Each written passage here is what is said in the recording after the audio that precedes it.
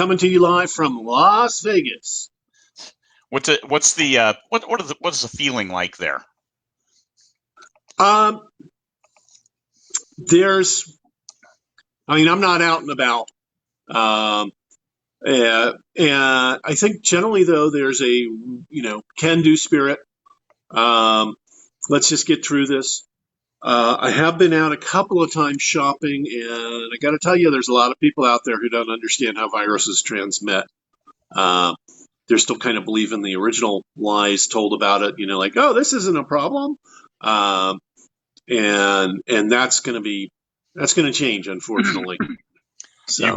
You bet. When I last time I went out grocery shopping, I was wearing my gloves, and I was dutiful about it. And then I'm like, oh, I need to get my wallet out, and I couldn't get it. So I bit the finger of my glove to pull my glove off to pull my wallet out, and I realized the massive faux pas that was. So I should probably just be executed now for my transgressions and serial face touching. Oh my goodness! Yeah, serial face touching is hard. Oh wow! I can see you. I can see us on Facebook. Woo-hoo. Oh, good to go. Good to go. There we are. Yeah, there we are. Let me see. What do we do? Oh, and now we've disappeared. I saw you on Facebook. Wow. I'm thinking. Hang on. I'm lucky because I'm also an artist. And so when you're working, you generally have to have some nice neoprene gloves. So yeah. I have gloves. The nitrile glove. Yeah, nitrile. That's the word I was looking for. And so I brought a pair of them along when I was shopping. But initially I was kind of like, I don't know if I want to use these. But also, you and I both were in the military. So I'm pretty sure you probably practiced, MOP 4 a couple of times, where you're fully garbed up. Sorry? MOP 4 is when it is a perfect analogy for the Marine Corps, because if you're not miserable enough wherever you are, then you go into MOP 4 and that takes care of it. Yeah. I mean, you're garbed from head to toe and stuff that's supposed to protect you from chemical and biological attacks. That's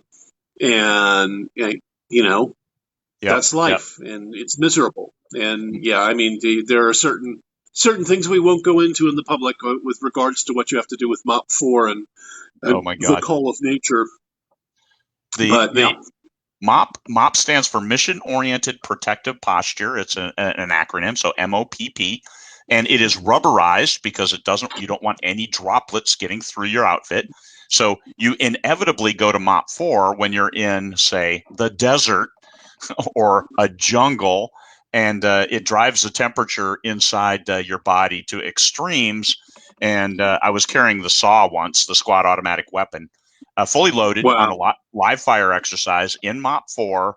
And that's when my fourth episode in a week of heat exhaustion happened, and I keeled over.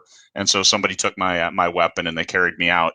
And my body temperature, I got 3 bags of water to rehydrate me after and that turned out to be my very last time in MOP 4. So that was a blessing in a weird disguise.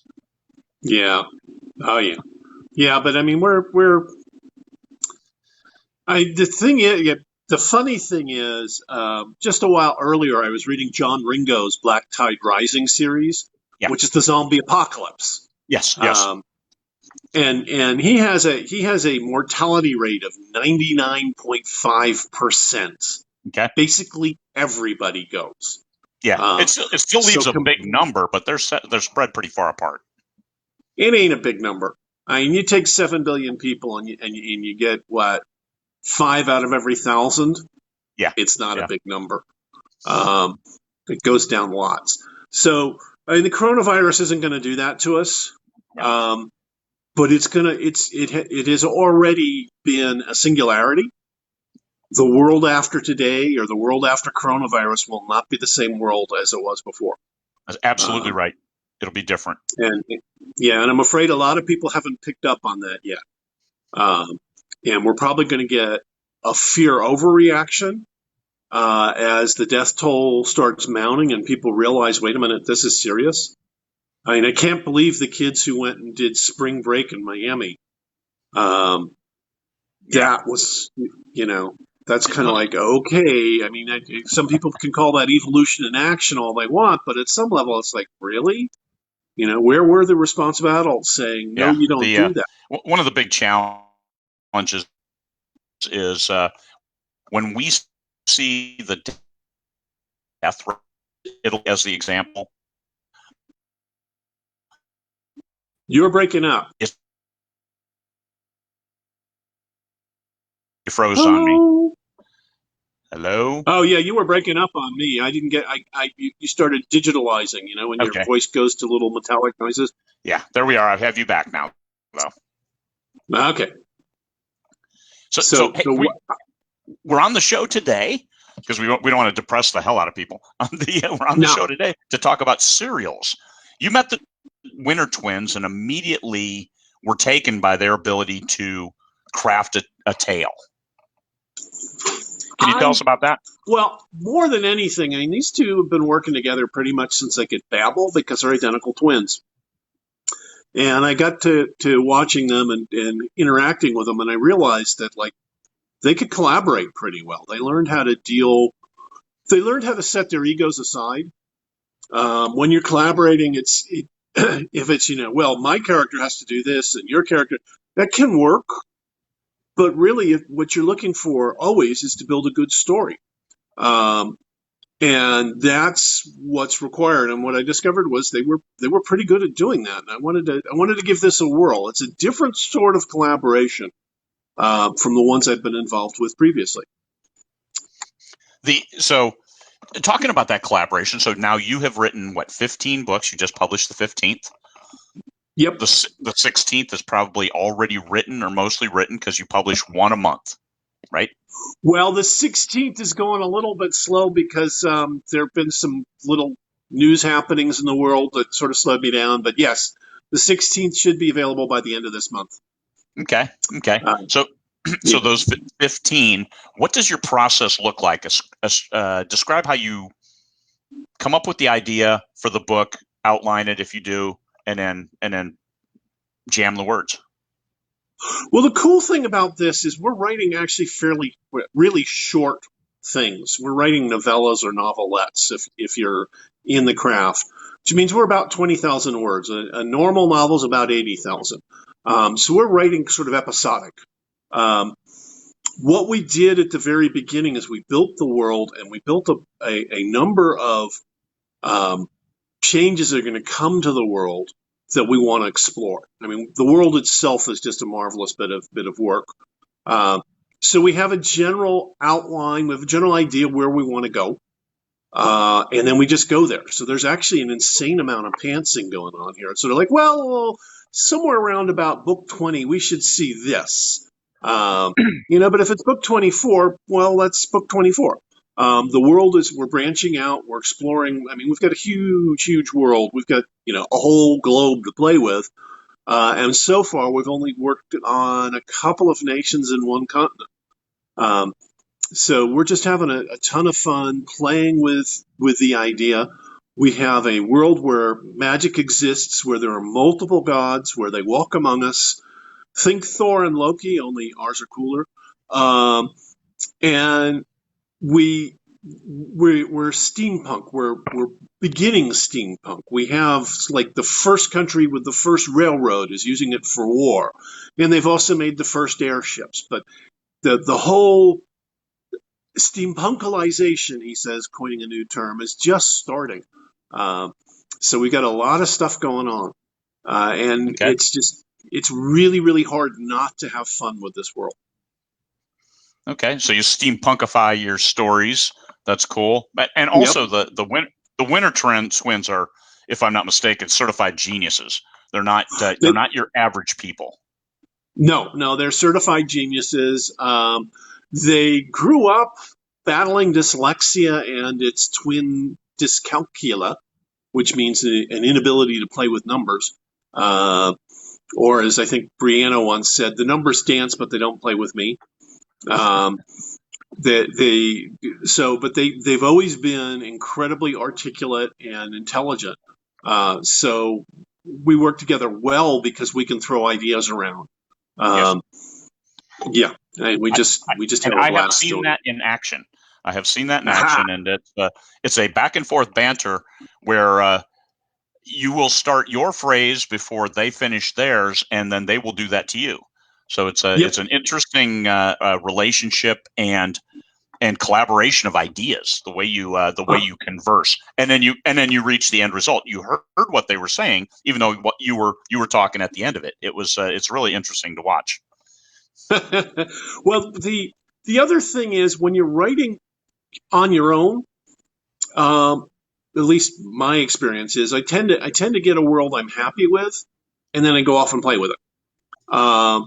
When you're working with a number of people, when you're collaborating this tightly, we come up with a nice world, and then we spin it a little bit more, and we play with it, and we add more, and so it's a much the worlds we come up with tend to be much richer and more complex than I would have done on my own.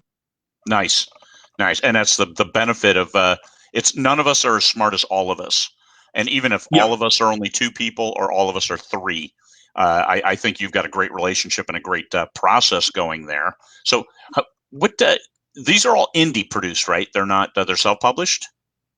They are all self-published.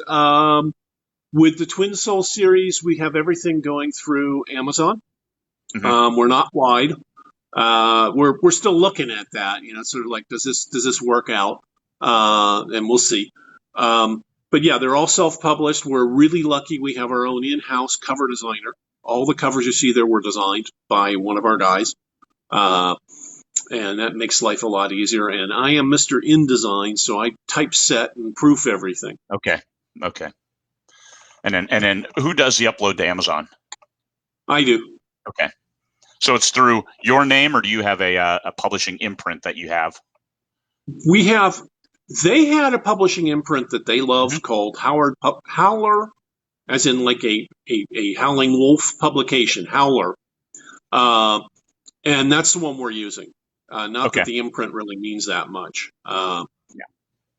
So we have our own separate Amazon account for the three of us working together. Oh, okay. Good. That makes Yeah. everything straightforward. They can pull the data anytime they need to, and Yep. you can pull your data. What kind of advertising are you doing on that series? We're playing with advertising right now. I had stopped doing Amazon ads and started doing Facebook ads. And has been pointed out, with Amazon, if you say, I want to spend, $5 a day, it might spend $5 a day. With Facebook, it'll always spend your $5. It will It'll take all always your money and spend it. Yeah, they will. They just will say, "Oh, you gave us $5, sure." But you also have to look at. Oh, hang on. Do I have it handy? No, I do not have it handy. I was going to say I had a little handout I could have shown people, but it is somewhere in the cluttered desk. Which I did have the misfortune of seeing, by the way. But yeah, I'm sorry, I interrupted. Please continue. Hey, if a clean desk, if a tidy desk is a sign of a tidy mind, then what does a cluttered desk a sign of? Yes. Yeah. So the when you talk about advertising, there's different things you're trying to get. You're trying to get awareness. You're trying to get connection. You're trying to get consideration and a number of things. There's like 6 things, and if I spent a little bit of time, I could go find us the little cute graphic that somebody produced, and I happily swiped. Facebook tends to be more advertising awareness. So that's for people who don't know about your series and might be interested. On Amazon, people want to read. They're looking at stuff. They're saying, "What can I read?" And so your advertising is much closer to your target. Yeah, it's one click from a sale. That's it. Yeah, and so that's an important thing. But Amazon pricing has gone nuts. Yes, they're asking for. Yeah, I mean, they're asking for like 75 cents per click. Now, the reality is you're really lucky if it takes you 10, if you can get somebody to buy your book with 10 clicks. Yeah, that's right. That's a good model. 1 out of 10. What is your price of 1 out of your 10 book? Sorry? What is the price of your books? Oh, well, you see, that's the problem. I mean, the first 2 were, starting this week from today through to Friday, Winter Wyvern's going to be free. Or Winter Wyvern is free. because everybody's been going through stuff, and we figured you guys probably might want to escape to a fantasy world if you haven't done it already. Um, but usually the first two, Winter Wyvern, Cloud Conqueror, they're each $2.99. Then we go up to $4.99 for the rest of the books in the series. Okay. We revisit that because advertising comes from your book sales at some level, and so you have to be able to justify. You have to make enough money to be able to spend some money on advertising. Yes. So, yeah. So we're still looking at advertising. We're still learning it. I recently started running some Amazon ads because somebody in the 20 books to 50K forum mentioned that that Amazon's automatic targeting has gotten better, and I had really good luck, and then the ad died. Yeah. So I'm sort of a new one. Yeah. I started a new one, and it's not working out very well either. I'm not bidding a lot of money on stuff. I'm not going to bid 75 cents. Although I may look at that again because, again, Amazon doesn't spend all your money at once. I was bidding, I think, 20 or 25 cents a click, which is really high, and I was paying 7 cents a click. Yeah. So that was good. I have to say I'm probably guilty of being the one driving the prices up because I will set my automatic at 75 and I never pay 75. I have paid as much as like 57 cents a click, and that is on a series starter with a long series like 9 or 10 books in the series, and I set automatic on almost all of my books, just because even the later books, if it pops up in someone's feed because hey, it just so happened to hit, then it raises that brand awareness because all my covers within a series have the same branding, of course. So it's that 7 touch rule, trying to be in front of a potential reader 7 times where they say, hey, this guy has a lot of books. Let me try one. And that's the best thing I'm hoping for. Yeah, I hear you. I'm still sort of wrestling with this whole notion that somebody might actually not want to read one of my books. It's kind of like, but I wrote such a good book. Why aren't you reading it? It's a good book. But they have to know about them. Yeah. So, and so there's a certain amount, as you say, there's an amount of brand awareness. I am both blessed and cursed by being one of the authors in the Dragon Riders of Pern series. The blessing is it's a great series to have written in. There's a lot of stuff to have learned. The curse can be that people will always judge me by the Dragon Riders of Pern series, and they want more dragons, or they want more this. And even my mom didn't write in just one universe. They want more dragons because they want fantasy. And as your mom said, I only write sci-fi. Yeah. Well, the nice thing about the Twin Soul series, which is a lot of fun, is it is pure. Well, yeah, it's pure fantasy, but it's fantasy with a mechanical engineer doing a lot of the tech work. Okay. So I'm sitting there thinking, okay, yeah, the fantasy magic works, but it's not a genie granting you infinite numbers of wishes, and also magic works through the gods. So, you get on the wrong side of the gods and things tend to not go well for you. But there's a lot of gods out there. So just find a different one. Find a different one to support your perversions. Well, you got to make sure you don't have enough gods against you as versus gods for you. And, there's an old curse, may you be noticed by people in high places. And in this world, it becomes a really big curse. I like it. It's a lot of fun. We have a couple of other books we've been working on. We're in the midst of so much stuff going on right now that it's slowed us down a bit. The coronavirus has slowed everybody down. But we're looking at other things. I'm also got some of my own solo books wandering around there too, but that's not what we're talking about. It's always an opportunity. Well, yeah. I think that the fun thing about these serializations, these ones, we wanted to. This is something we tried. We're still seeing if this experiment works, if people like it or not. and the jury's out. We're seeing, I mean, one of the big things as a writer is you'd like to know that if people read book one, they're going to read book two, and so on and so forth. That's a sign that you've probably made a world that people like being in.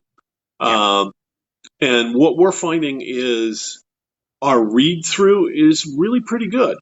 I'm still trying to figure out exactly how to quantify that because Winter Wyvern was published a whole year before book two was. Okay. It was when we did book two that we finally decided to try this once a month. And it is its own, you know, there's stresses involved with that. Obviously, you've tried it, I know. So the once a month model has both good and bad for it. It's like, oh, it's only one book a month, but it means that you really have to fit that in with the other books you're writing as well. That's right. That's right. And 2 to 3. 2 to 3 is my big calculation. 1 to 2, because I'll do different ads. I'll do free. I'll do 99-cent deals.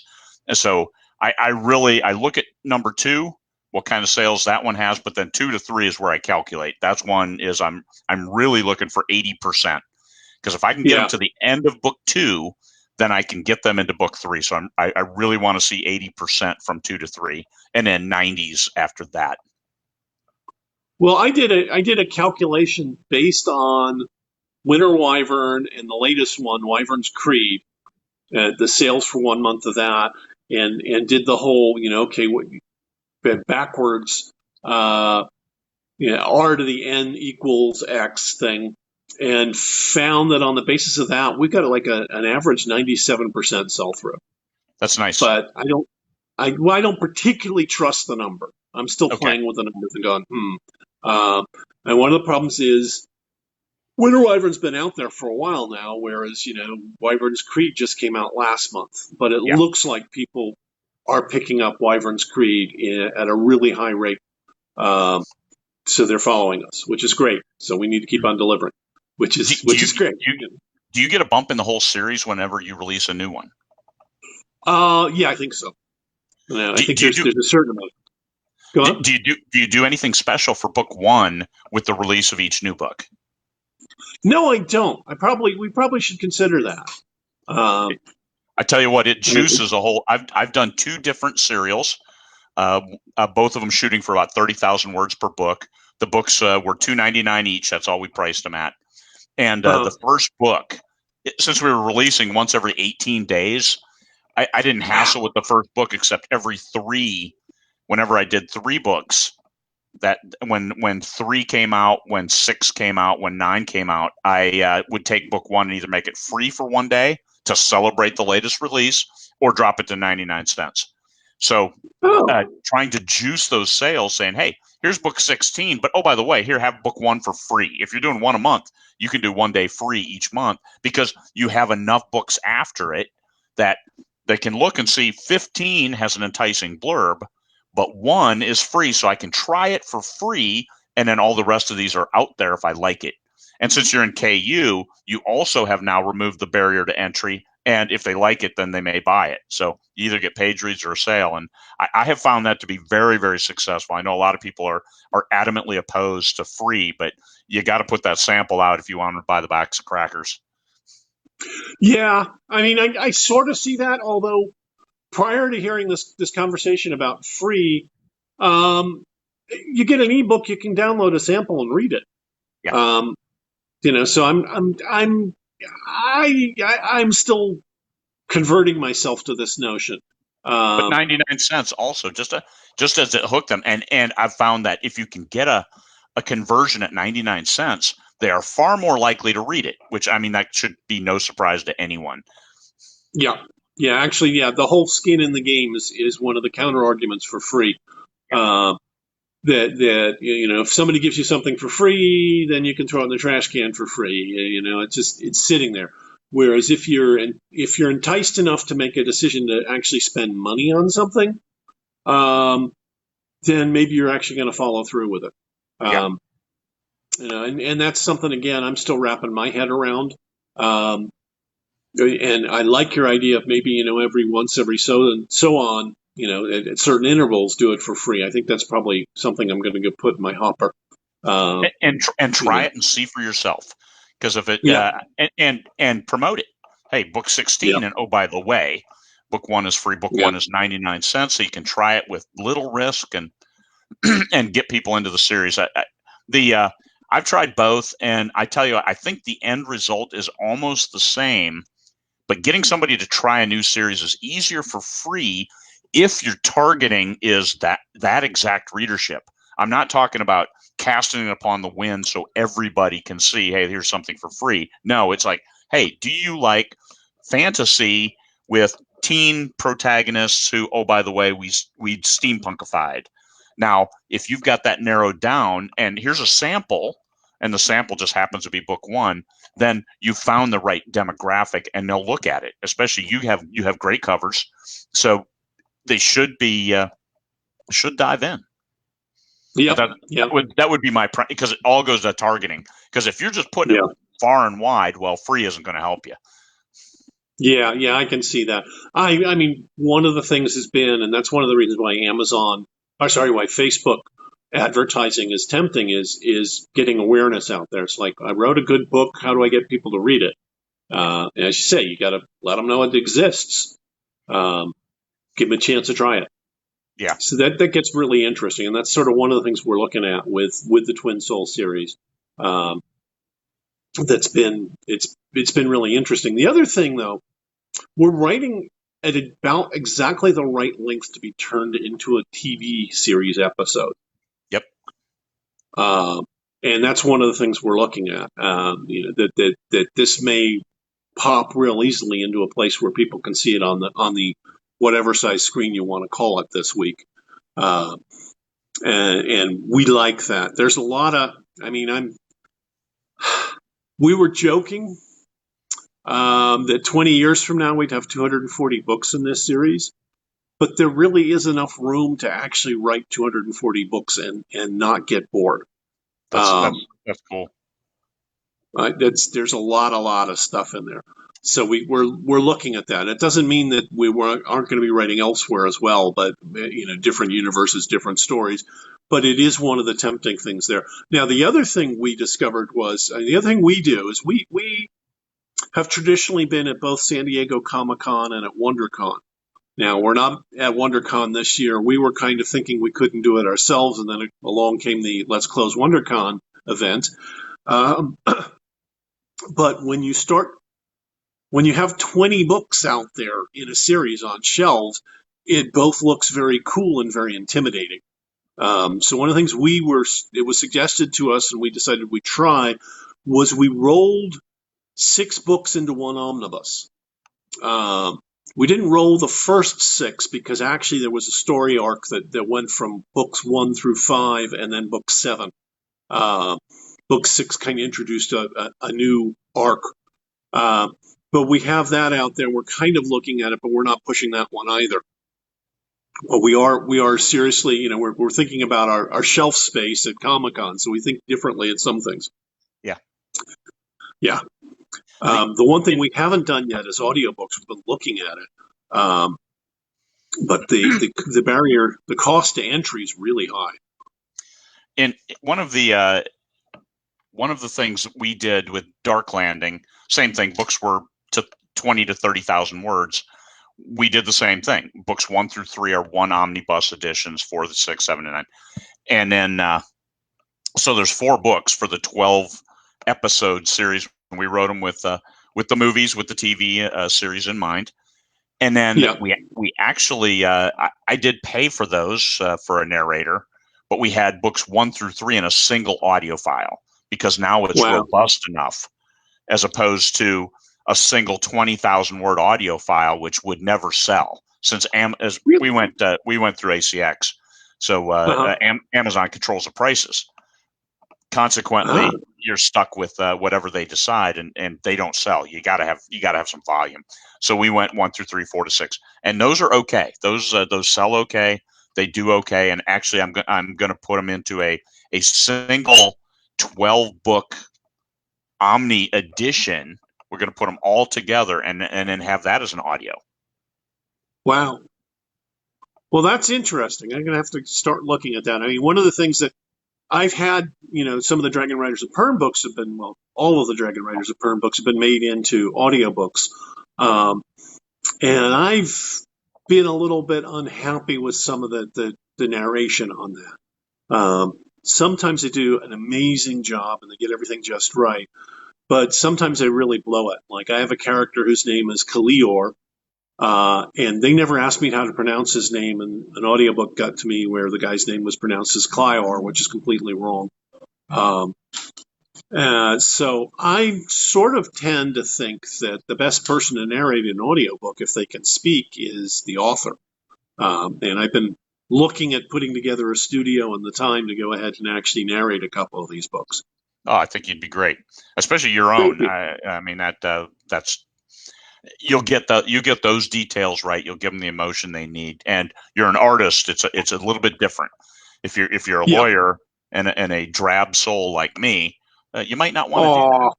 Drab soul. You heard it here first. Oh yeah. I don't understand that. So I've seen you at 20 bucks to 50K. I wouldn't put you down. I mean, people who wear dinosaur costumes on stage. I don't know about drab. In front of God and the world. Yep. It was interesting to watch. And hot, you said. I got arrested in Spain for doing that. So we're not going to talk about that. Okay, that's another one of those conversations for later. Cool. Everybody will now wonder, how did you get arrested in Spain? No, it wasn't me. It was somebody wearing a dino costume who broke quarantine and headed out wearing their T-Rex costume. Oh, yeah, they deserve to be. And the police bagged him and arrested him. It's like a kind of dino costume with the police. Jesus. Yeah. You don't do that. Yeah, I could see the logic. It's kind of like, well, but it's a suit, so it should be good for quarantine. Yeah, the air blows into it, not out of it. Yeah. Which also makes breathing difficult because after it blows up, it's just you with they're adding air. It's really stuffy as hell. It's hot as hell, and it's too small for. And you're much taller than me. Holy cow! It was a trial to wear. Yeah, but worth it. You said that to mess with Mark Dawson. So yeah. I mean, you got to have your priorities straight in life. That's right. I may die doing this, but it's going to be worth it. Yeah. Well, you're not. No one's guaranteed tomorrow, so. That's right. That's right. You can't sit there and no one wants to die. Well, I was going to say no one wants to die in bed of old age, but then I thought evil thoughts. So let's not go there. Yeah. The serials. What do you have going on next? What is your next great big thing? Well, as a group, we got a couple of ones. We have a novel that we're revising right now. It has a working title. We're in discussion as to which title is the best. It's set after World War I, and it's a alternate history, alternate fantasy world here on planet Earth we just had a ton of fun with. This is one where we really spent a lot of time working on the world and the plot and everything, and we're really thrilled with it. And so we're taking some care and time getting it revised and ready to go out to the world. It's a regular novel length, and it is the first of a number of books in the series. So we're working on that one. I, on my ownio, am working on finishing off a book that I thought was going to be a comedy. I mean, what do you do when you're on a starship and all your uniforms are made out of cotton, and some nasty person has introduced a cotton-eating bacteria on your ship, and also you happen to be the laundry ship for your fleet? So I started looking at that, and the more I looked at it, I decided I didn't want to poke fun at the characters. I wanted to take the characters seriously, and it changed the course of the book. I'm going to have to look at what it looks like in rewrites, because the first draft is just that. But I've been having a ton of fun with it. It itself has opened up its own universe. we're toying with a couple of other ones, which we're going to have to see how they go right now. But I'd say the biggest one right now is the Twin Soul series because every month we're putting something out, and the other ones are sort of more in the back burner phase. Okay. Yeah. I do like that. I think your Naked Starship series would be a more of a book by C.H. Tingle. It could really arouse the readers, shall we say? Well, it's going to be. That's what I thought originally, and then I decided, you know what? Actually, and even if you think about a nudist colony, they sort of get over being naked real quick. Yeah, yeah. It changes that. It changes. You just have that transition period, but then the dynamic will return to. But what are we doing today? How are we feeding ourselves? How are we addressing this issue? Yep. Yeah. And it's I'm having a lot of fun with it. It is the start of a whole new universe, and we'll see how it goes. So it's been fun. What else am I working on? I'm toying with some new ideas for a whole new series. I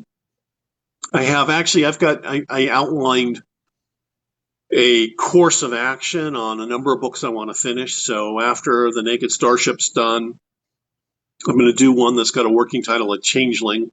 The idea behind that is every 2,000 years or so, a new pair of gods are born to determine the fate of the universe. So that one's kind of fun. And then the one after that is going to be, I call it LA Witch, which is, I now understand why witches have warts and look ugly and everything and are such, such nasty people. It's every time you make a spell, you lose some of your age. So actually, all those witches that are all nasty and all, they're not really old hags. They're actually 16-year-olds who have overindulged in witching. In witching. In witching, yes.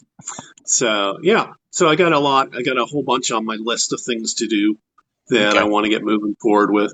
I'm also doing, as I say, I do art for fun. And I'm playing with a lot of digital audio music. Building music. I like the I don't know what you want to call them, synth rock stuff like Tangerine Dream and all. And so I'm looking at doing some of that myself as another thing. You never know what's gonna work, and everything works together. Yeah, Risky Business introduced my generation to Tangerine Dream. Yeah. I just picked up their latest album. Actually, the group Yes. And their Tales from Topographic Oceans was another really amazing piece of work. Good music there. That's good music. Yeah, that's the sort of thing I think about. Instrumental with a beat. That's what I write to generally. If I can always write the stuff with lyrics and all, but I generally get a little bit sidetracked by the lyrics. Okay. So I like, when you write, do you listen to music or what? Rarely. Over the last couple of days, I have been, just because of a lot of noise. I'm in a hotel. My wife has quarantined at home, so I'm trapped in a hotel for 2 weeks, and so there's a little bit noise of in the hallway. And to offset some of that, I'll play Rush in the background, or Black Sabbath, or the big ones. Wow. Okay. Yeah, that'll do it. But I'm worried about you, isolating in a hotel. I mean, how isolated is that? How safe is that? There's very few people here because it's the hotel where they have all the conferences in Fairbanks. So they have a huge conference center, and everything's been canceled. So I looked out in the parking lot, and I don't think you can really see. It's snowing like a rather large dog out there. And I think there's maybe 25 cars in a parking lot that serves 200 rooms. So not a whole lot of people here. There's enough that there's some noise. And this is 3 stories. I'm on the bottom. So as people tromp up the stairs, so I have been, and I got 3,500 words yesterday. So and with 2 hours worth of interviews during the day. So good days. Yeah, Wow. Explain to me how the heck you get 3,000 words a day out average. I mean, I'm sitting there looking at 2,000 and calling that good. I when I get in the flow, I did yesterday. I did an interview at 11 on a radio station, and I was sitting there, and I'm like, okay, hey, I got the scene. I got 500 words in 10 minutes, so I was Wow. stoked. And it Wow. takes. I know what's happening in the story, so this is one where I'm not muddling along trying to figure out and set myself up for the next scene. I'm in that scene. So once I get Yeah. this one done, I'll slow down as I'm prepping for the next scene. And that's in the scene itself. Like today we started at 6 a.m. I already have 1,900 words on the page. So today might be a Wa- 5,000 word day. Wow. Okay, I'm jealous. Just so you know. I'm in a hotel room. I don't get to go anywhere. I don't have any other I don't have any of my toys here and stuff. Uh, My wife isn't here. I can't be trusted to feed myself when I'm on my but own yeah, because I'm gonna but have to. 5,000 words a day. That's I'm, not bad. I'm probably gonna have to detox when I go home Saturday. Going home Saturday night, Yeah. and I'll have to Well, detox and eat like normal food. well, there. Yeah, I mean, hotel food gets real tiring after a while. Yeah, yeah. But I am trying. I am not going anywhere. I am completely isolated in 100% of the time. Yesterday, the day before that, I only went out to just take a walk around the compound here. Never interacted with any other human being, and Yeah, touched the outer door handles only with my gloves on. Took them off the second I was inside. That kind of, yeah, that's and then just. scrub down. It's a new world. Well, you don't have maids coming in changing your sheets and stuff. No, actually, I got a long term reduced rate by not having the that service. Yeah, because you wouldn't want it. Yeah, yeah, Good. Yeah, this is a whole brave new world, and we're gonna have to see what we want to do coming out of it. yeah, Um, yeah. The yeah. Go ahead. I'm sorry, I sorry, was going Todd. to say, yeah, honestly, when you think about it, we've just been blessed for the past nearly 100 years. Uh, Certainly since the end of World War II, we've had this great long run without having any major disasters befall us. Uh, and so, for this to happen, it's kind of like, well, no, actually, this is pretty much what reality is. Every now and then you get something really horrible coming along, and we all have to band together and figure out a way to push through it. That's right. Your sound changed a little bit on me there. It sounded really distant and mechanical, even though it was clear and clean. There was no interruptions and no pixelation, but just the sound turned really weird on us for a moment. The and this is where everybody gets to see. It's the window into everyone's soul. Crisis. You saw that in the military when you were in the army. That Yeah, when things got bad, you saw who the people you wanted to hang around with, and who you didn't. Who started going apoplectic in a way that wasn't healthy for them or anyone around them. And that's where authors. I keep trying to convince people, please, it's okay to be upset. It's not okay to be upset and screaming in front of your fans. Try not to do that. yeah, Be a pillar of light to your fans. yeah, yeah. Yeah, we're going to get through this. Yeah. It's going to be what it is. And as I say, you're not guaranteed tomorrow, so why Yep. sit there and kvetch about it? Do the best you can. At the Well, end and of that, the day, it's always a question of doing the best you can. and I talk to everybody about legacy. I write books that are a legacy for my family. Yeah, You're the first recipient of a legacy uh, published author of a legacy, yeah, and then you will be for someone else. So it's yeah, everyone leaves a legacy. If you have written a book and published a book, you have a legacy to leave your heirs. Steinbeck's heirs are still fighting over his works and his IP, and don't be like them. But you should plan for having heirs like them. Well, I think even more importantly than heirs, a thought I had sort of around about the same time I was first met up with the twins was think beyond your death. Think not what do you want, do you want people to don't think, oh, I want somebody to go, past Todd McCaffrey Hall or something like that and say, oh, wow, who was he? But rather think about the world you want to leave behind. Yep. Do you want a better place? What are you going to do? Because at the end of the day, what makes mankind so cool is what we call cultural capital. It's what we can bank on moving forward. It's what shows us the power of humanity. It's all those nurses and doctors coming out of retirement to help out in this crisis. And it's compassion. It's thinking about tomorrow, not thinking about yourself in tomorrow. Yeah. Well, and seeing the parade with 300 Chinese doctors showing up in Milan, Italy, to help out. Yeah. I mean, this is the new world, new opportunity, and it's our chance as well, since our indies, people from 20 books to 50K, are in every single time zone. So we take that opportunity to reach around the world, to embrace each other, to support each other, to be kind before all things, and shepherd your toilet paper, of course, without getting extra that you don't need, unless you bought it 2 months ago, like I did, and then you're fine. Not because I was hoarding, but that's what I always do. I always have 6 months on hand because I live in a place where we might be trapped for a month or two.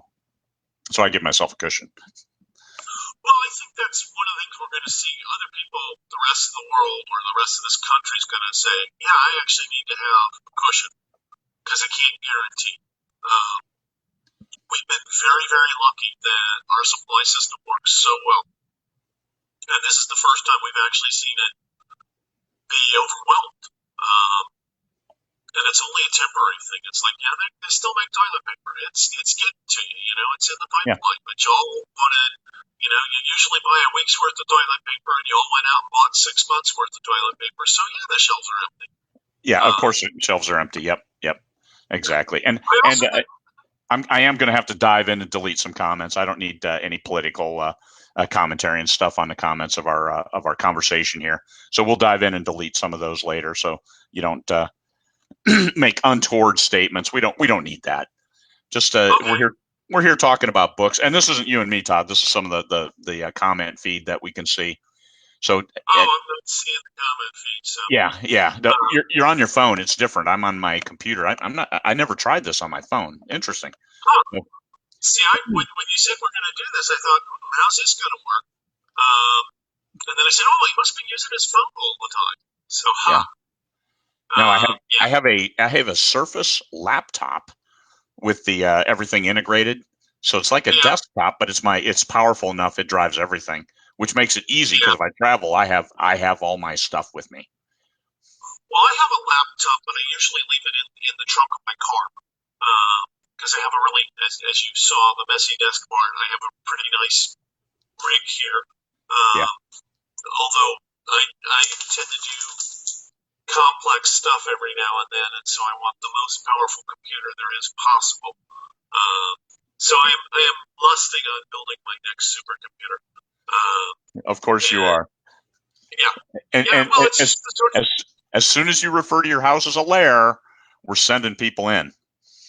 Oh man, no, it's not a lair yet. I still have to build a Fortress of Solitude and stuff. So good deal. Good deal. Well, I really appreciate having you on, Todd. Appreciate the conversation. Well, thank you so much. Always, and it was great. Always a pleasure. Yep, indeed, and a pleasure talking to you too.